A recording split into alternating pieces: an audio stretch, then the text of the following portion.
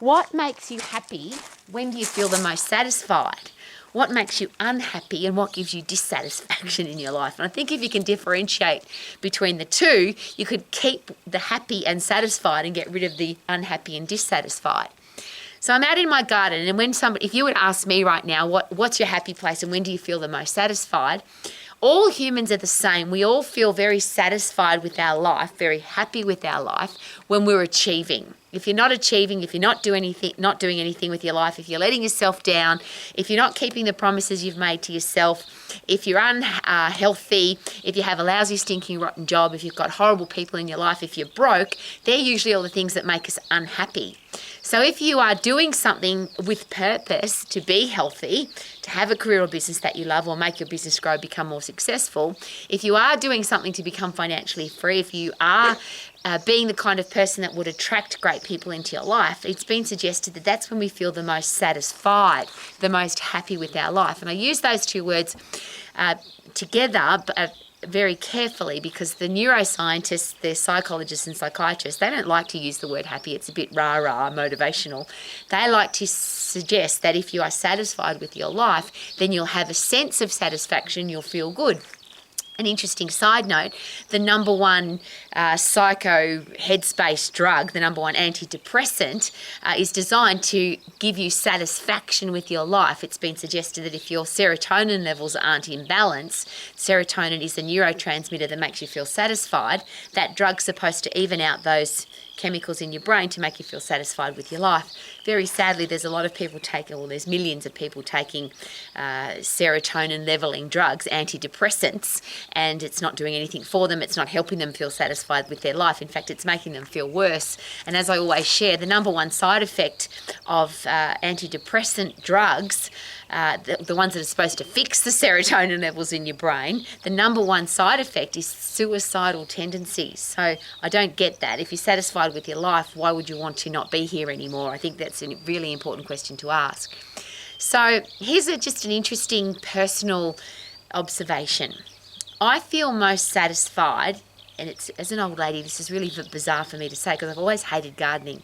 But now the most satisfying thing I can do, and it's the end of the day, is to spend the day in my garden. And I've been self-analysing, psychoanalyzing myself. Why, Rowie? Why do you love being in the garden so much? And it's very obvious to me now because I've given it really in-depth thought and analysation, a word that doesn't exist. When I work in the garden, I can see what I've done.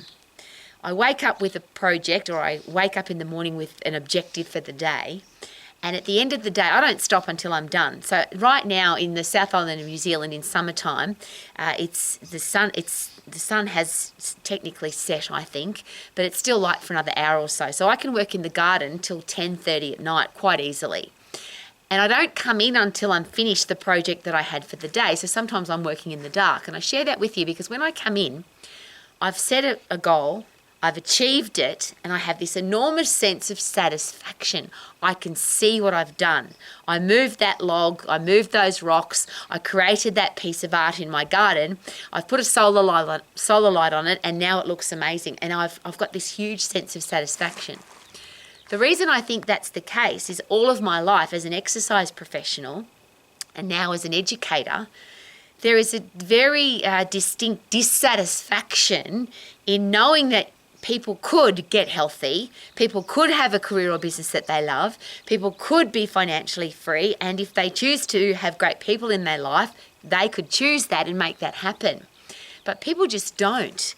I used to have a business mission statement which was to positively change the health and fitness of the world and to raise the professional standards of the exercise profession. Well, interestingly, it seems the world is not real keen to be healthy, fit and strong. The reason we know that is there's only 9 out of 10 people that have an exercise program that will do anything to keep them healthy, fit and strong for the rest of their life. And most people don't exercise at all. There's a tiny group in the middle there that exercise but hate it or exercise and it's not doing anything for them because they've got a stupid exercise program. So I would have to accept the fact that most people don't want to be healthy, fit and strong.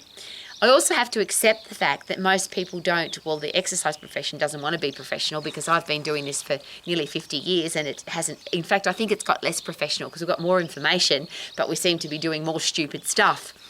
So I can't get satisfaction from aiming to get people healthy, and I can't get satisfaction from trying to change the world, because that would be silly. I can't change other people. They have to want to choose to change themselves, and I certainly can't change the world. It has to want to change. So where do you get your satisfaction from? And if, like me, you are pushing, as they say, pushing a bucket of sand uphill, trying to get people healthy who don't want to be healthy, very dissatisfying. In the education arena, my entire goal has been to give people the skills, tools and knowledge to be healthy, fit and strong, have a career or business that you love, be financially free and have great people in your life. But I've literally invested time, energy, passion, enthusiasm, money into people who've told me that's what they want, but they're not prepared to do it. And can you imagine how dissatisfying that is for somebody? It's not that I want people to use my tools, but they're not my tools. The reason that I'm healthy, fit and strong as an old lady, the reason that I've had a career that I've loved my entire life, I've never had a lousy, stinking, rotten job, I've never had a boss, I've always lived my life my way in my career and my business life. I've been very privileged because I've done what I absolutely love doing, and I wanted to keep getting better and better at it. I've become financially free because of that, and I would never accept disrespectful people in my life. So I have the skills, tools and knowledge to help people do that, because those skills, tools and knowledge were given to me, and I've also lived them by experience. But I give that information out every day. I do Romax every single day. I never miss a day. It's part of my own self-discipline. But people have the knowledge. People know how to be healthy. They know how to get fit. They know how to get strong. They have the skills, tools and knowledge available to them to get out of their lousy, stinking, rotten job and have a career or business that they love. Being financially free is the simplest one of all, because if you do what you love, financial freedom comes automatically. And why would you have horrible people in your life? I don't know. But I deal with people every day that is exactly what they're doing. They're accepting poor, disrespectful, horrible behaviour and then whinging and moaning and complaining about it. So that's why I get so much satisfaction from my garden. Now, I will keep doing what I do every day. I will continue to be a Romax deliverer of great information on how to be healthy, fit and strong, how to have a career or business that you love, how to be financially free, wealthy, and how to make sure that you haven't got horrible people in your life and you do have self-confidence and self-esteem so that you can really like yourself. I will continue to do that. But I don't get my satisfaction from that anymore, because if you're relying on other people to give you satisfaction, wouldn't that be ridiculous? If my happiness came from other people getting healthy, fit and strong and having living their life to the max, I would be a very sad, dissatisfied lady, because people are going to do what they're going to do. Isn't that awesome? And as adults, we can all choose to do what we do. Where I am getting satisfaction, massive amounts of satisfaction apart from my garden, is I just need to know every day that if there are children being born now, if there are young future adults living on the planet right now, if they don't know that it's possible to live life to the max, if they don't know that it's possible to be healthy because everyone else around them is unhealthy, if they don't know that it's possible to be in great shape because everyone else around them is fat and unhealthy, if they think that they have to have a lousy, stinking, rotten job because everyone else around them has, I don't want our kids to live like that. That's why I'm here every day, because I want our kids to have access to the information that allows them to live their life to the max. Now, they may never use it, but I would feel irresponsible if they didn't have the access to the information. So that's where my satisfaction comes from, is delivering the information. Not my stuff, just proven stuff. If you get puffed and lift heavy, you'll get fit and strong. If you do what you love and you add massive value to people's lives and you keep getting better at it, that is a career path that will make you successful and financially free. And if you refuse to accept horrible people into your life, and if you are a beautiful person yourself, it is definitely possible to have great relationships with other people and with yourself. So I want to give that information to everybody because it was given to me. What people do with that after that, I can't get satisfaction for what they do with it. And I use this as a very interesting analogy. I love beautiful things. And one of the people in the world who decided he was going to make beautiful things was a man by the name of Gucci, the man who started the high-end brand Gucci. And his quote, and the reason that I became involved with that company, is he said, "I want to make beautiful things that last forever." His satisfaction was going to come from, and did come from, making beautiful things of top quality that could last forever. Now, if you buy something Gucci, apart from the fact that Gucci is no longer alive and he doesn't know what you do with his product, cool that his business is still alive, but what you do with his product. So if you buy a pair of Gucci shoes and wreck them, that's up to you. You're allowed to do that. If you buy a Gucci handbag and leave it out in the rain, or buy a beautiful Gucci suitcase and you kick it around and throw it on the plane and let them kick it around, you're allowed to do that. You've paid your money, you've got the product, it now belongs to you. So Gucci's satisfaction can't come from what people do with his product.